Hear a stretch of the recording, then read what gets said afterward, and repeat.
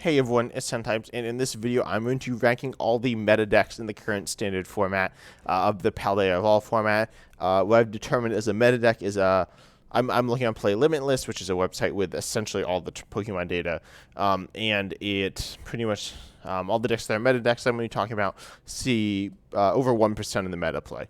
So we got like 20 decks or so here. And then I will be releasing also essentially like kind of a part 2 that's me also ranking the rogue decks, which are from 0.2 to 1% of the meta. But let's just hop into the top decks right now. These aren't necessarily the best decks, but they are. So first of all, we're going to look at Mew Genesect, and I'll look at Mew Genesect with Meloetta and Fusion Strike as well. I think Mew Genesect with Fusion Strike is A. Mew Genesect without Fusion Strike energy is probably going to be B tier. The deck's pretty strong because it's just fast, sets up pretty well, all that stuff. I think the build with double turbo energy instead of and like path and stuff is okay, which is this one here.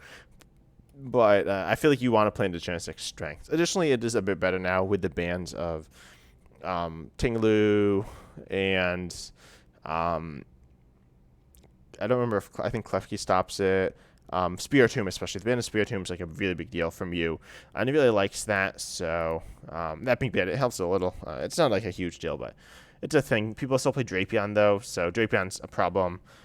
In which case, actually, the Mew path might be a little better, but I don't know. I definitely think the Mew Meloetta build is better than the Mew double turbo builder, however you want to call it. Next up, let's talk about all the Arceus decks. Unsurprisingly, there are quite a few of these.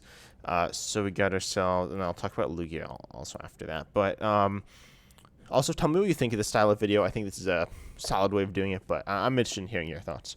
So we have Arceus Giratina, which is the most common way to play Arceus right now.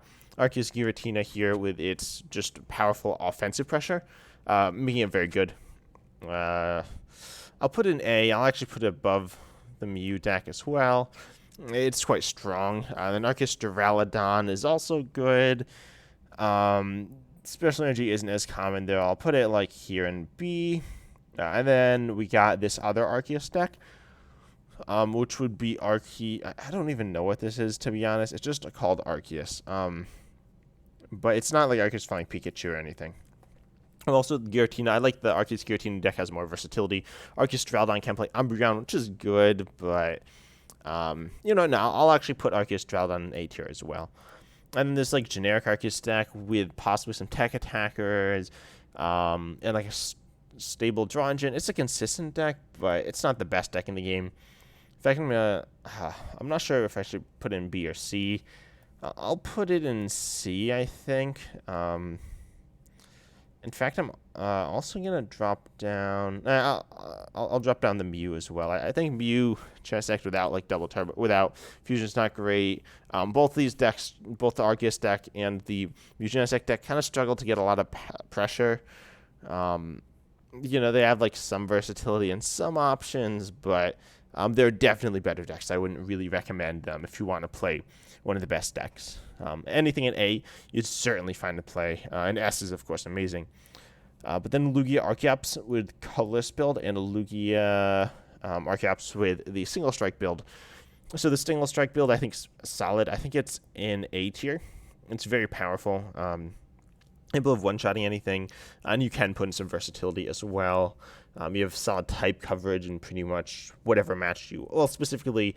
You are very strong in hitting the weakness in for the fighting and dark weakness, dark especially. But yeah, you're very good in those matches. And then you can watch on anything. Terminator V is like quite good, and you still have access to the Lugia attacker. And then the colorless Lugia I think is B tier. Certainly Snorlax and Weirdier are solid, and you have like Luxray. You also have more room for more like versatility and stuff, and you're more consistent and all that. With that being said, it still doesn't have amazing one-shot potential. Actually, no, I'm gonna drop this down to C as well because it's good, but it's nowhere near as good as the other build. It's still a solid deck, but I wouldn't really recommend playing the colorless build of Lugia. And more people play single strike anyway because it is stronger. Next up, we have Inteleon VMAX with Urshifu VMAX, which is fine. I think it's like B tier. It certainly has power behind it because it has like the ability to just completely mess up, specifically Lost Zone, but just like disrupt the bench and stuff, which is obviously very difficult for many decks to deal with. I think it's in a very solid spot with so many decks having weak Pokemon. We haven't talked about most of them yet, but pretty much all the rest of the decks on this list play weaker Pokemon, especially like the top decks, in my opinion, play weaker Pokemon. And also being able to hit fighting weaknesses good against Arceus decks. The deck does struggle a lot against Mew. You're probably looking to play Drapion in that list. In the list, possibly 2 Drapions to be able to beat Mew. But aside from that, I think the deck's strong. It does struggle a little with consistency, but it can just roll over, specifically Lost Zone. And we'll get to Lost Zone in a second. But first I want to talk about Gardevoir. So we got Gardevoir, regular Gardevoir, as well as Gardevoir with Reversal Energy. I realized I should have indicated this differently, because I will be adding the Rogue decks, and there's a deck called Gardevoir Mewtwo, which will be confusing because they're the same deck, or same image, so that's weird. But the regular Gardevoir is solid. I think actually it's like very good. And then the Reversal Gardevoir, both these are pretty close in my opinion. I think the Reversal Gardevoir is B, though. It's kind of, there are a lot of moving pieces. If you don't know, that deck is, of course, Gardevoir EX and the Gardevoir engine. It usually plays 4 Reversal Energies, Luxray, then Mewtwo V Union. It's got a lot of stuff going on there. But I think it's definitely, it's B. It's a bit awkward, though. And although you are trying to play from behind, things can go bad. Versus like the regular Gardevoir is going to be here in A. Pretty solidly. It's a good deck. It's not the best deck in the game by any means, but it's close. It sees a ton of play as well. It might be the most played deck, and it has some options. It still has like Reversal Energy and some comeback options, so I'd say it's solid A tier. And next, let's look at the Lost Zone decks. So we got, I think we have 4 here. So we have Lost Zone, like regular Lost Zone with the Radiant Greninja. Lost Zone with Radiant Charizard, Lost Zone with Giratina, and Lost Zone with Zungudra. I think Lost Zone with Radiant Greninja is possibly the best deck in the game, and Lost Zone with Radiant Charizard is also amazing. I think these are 2 of the best decks in the game right now. I think the Lost Zone is just so good. If it's really difficult to deal with for pretty much every deck in the game, and it's really strong. I think she'll drop down Lost Zone Radiant Charizard a little bit. It's very close. See, the issue with the regular Lost Zone is Sky Seal Stone was a very important part of that deck, and now it's just not as good as it used to be. That being said, I think it still belongs in S tier. I think it's so difficult for so many decks to deal with. And then we have Giratina. I'm just going to go to these real quick. We have Giratina V-Star, which is very good as well. In Lost Zone, I'd say it plays like very similar to the regular Lost Zone. I'll put it like right up next to the other decks. You know, it's very strong. Giratina is a solid addition. I don't think it makes the deck better, but it can be really nice. Lost Zone can struggle against like big decks. And so that's where you're looking for some option. You could play stuff like Dragonite and Raikou or whatever, the Pokemon Vs. That's okay. It doesn't always work out, though. Instead, I think it's better just to go with like single prizers. That's why the Lost Zone Radiant Charizard build is so good as well. I decided I'm putting the Charizard build back in the S tier again. But Giratina is still a very good. Gudra build is good as well. I'll put in the like middle B tier here. It's strong because Gudra is like good, but it's more of like a Gudra deck. It's definitely a Gudra deck versus the Lost Zone Giratina. It's not a Giratina deck. It doesn't have as much benefit from the Lost Zone package, the Gudra deck. It will definitely struggle in various matchups because it's a bit slower, less consistent. It doesn't have the one-shot potential while still offering up a 2-prizer. Of course, you're very tanky, but it doesn't always save it. Now, probably the third and final S tier deck. I'm going to have to put Chien-Pao Excalibur in S tier. It's so good because it's so versatile and powerful. And really, it is one of the hardest decks in the game to deal with as well because of its like versatility with the Radiant Greninja. I think the Radiant Greninja is really good as it offers a solid spread option in like every matchup that you need it, obviously.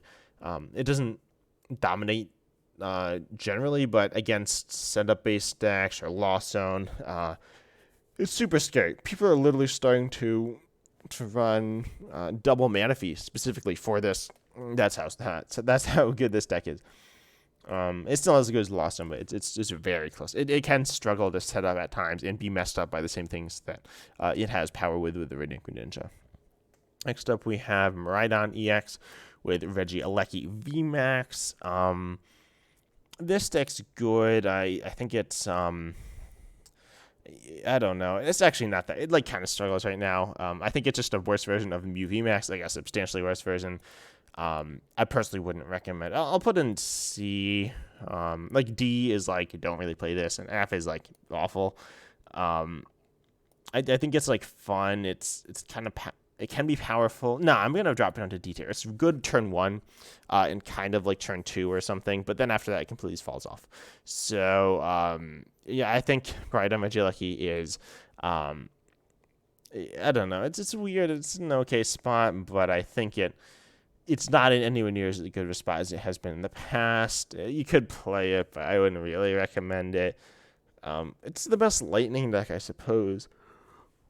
But I don't know. It's like a worse version of Jin Pao. It does have the turn 1 power, but that's it. That's like essentially all it has going for it.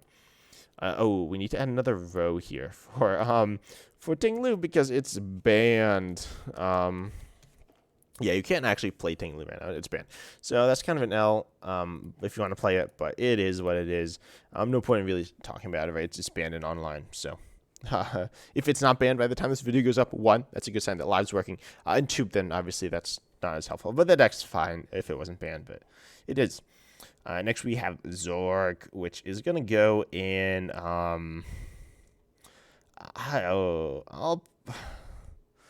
I'll put in C tier. It has some potential. It's strong, but it's really awkward as well. Zork's such a fun deck.